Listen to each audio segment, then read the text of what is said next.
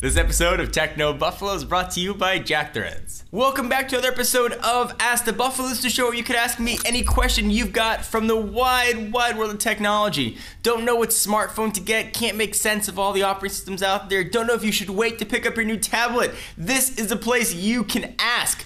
Up this week on Ask the Buffalo, we're going to talk about what phone I'm carrying with me, a little bit of personal stuff, but what I want it to be when I grew up. We're going to talk about Samsung's advertising campaign and how they are attacking iOS and BlackBerry and some tech in between. This is Ask the Buffalo. Let's go and get started.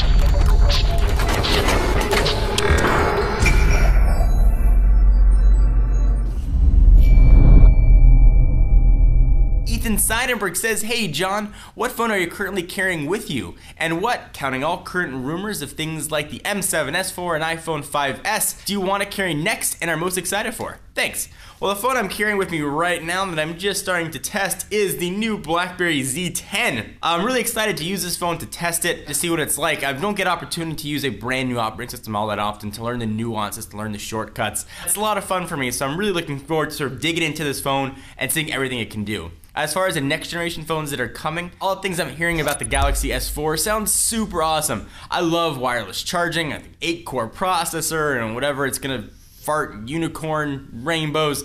I'm very excited to see what the Galaxy S4 can bring. So Steve asks, "Hey John, recently Samsung has shared ads that have a tendency to attack competing platforms like BlackBerry and the iPhone. What are your thoughts on this type of marketing? Some say it's okay, while others say it's unethical. Where do you stand in this debate?" Well, out of the whole pantheon of things Samsung has done, their advertising I certainly wouldn't say is unethical. The whole point of advertising is to get you to buy a particular product and not buy a competitor's product. So Samsung is certainly just doing that. They've done an incredible job chipping away piece by piece at sort of the Apple mystique and sort of the cultish following that goes along with them. Their campaign sort of making waiting in line seem uncool by showing people's parents waiting there was absolutely brilliant. All the speculation about the next features coming out, you know, they've been knocking that down. They've done an incredible job. It wasn't something that happened overnight. It took, almost a year and a half since that campaign launched to now. And now they set their sights on BlackBerry, saying, hey, you don't want to have to use a BlackBerry device. IT department, all of our Galaxy S stuff is going to do exactly the same thing, adhere to the same standards. Don't you worry about it. I would say, though, it's been extremely effective for Samsung. They've been selling phones left and right. In the process, have become the world's largest handset manufacturer. So if it ain't broke, don't fix it. I think Samsung's actually doing an incredible job on the advertising front. So over the past few years, you had a chance to get to know me a little bit. Chris Wood wants to know a little bit more. Hey, John, when you were a kid, what did you or even some of the other Techno Buffalo staff want to be when you grew up? Well, for me, it was a few things. First, I always wanted to be a sports broadcaster. I always wanted to broadcast the Laker games. That was always my dream. I used to record. I remember putting in big VHS tapes, recording Laker games and trying to do the commentary over it before my voice changed and it was super high pitched.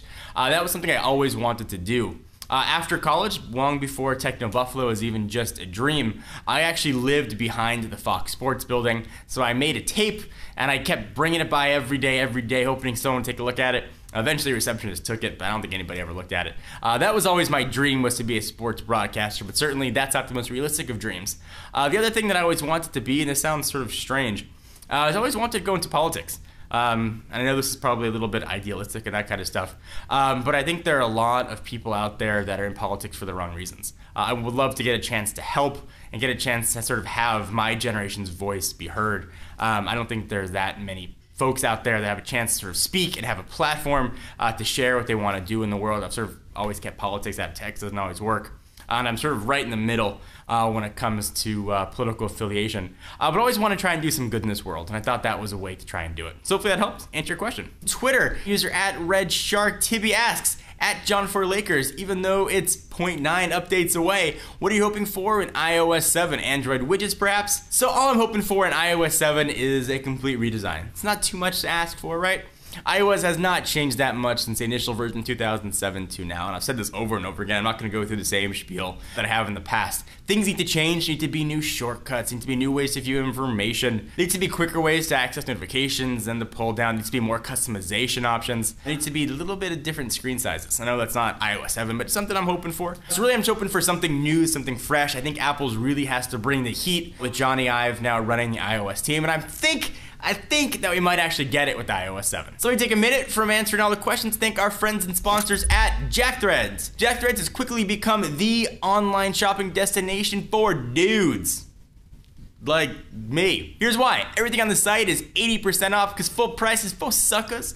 They serve up killer contemporary and street apparel, accessories, and gadgets from brands you know like Converse, Penguin, and Busted Tees. Shopping is pretty stupid simple, and all styles are curated, so buyer's remorse just don't happen. Also, as a viewer of Techno Buffalo, you can skip the whole membership wait dealy thing and get instant access right now at jackthreads.com/techno. As a JackThreads member, if you refer a friend and they buy something, you're gonna get a $10 credit towards your next purchase. Get your wardrobe all updated and let them know that we sent you. So thank you guys for watching another episode of Ask the Buffalo. I hope you enjoyed. Check us out at technobuffalo.com for the latest and greatest tech news. I will see you in the next video.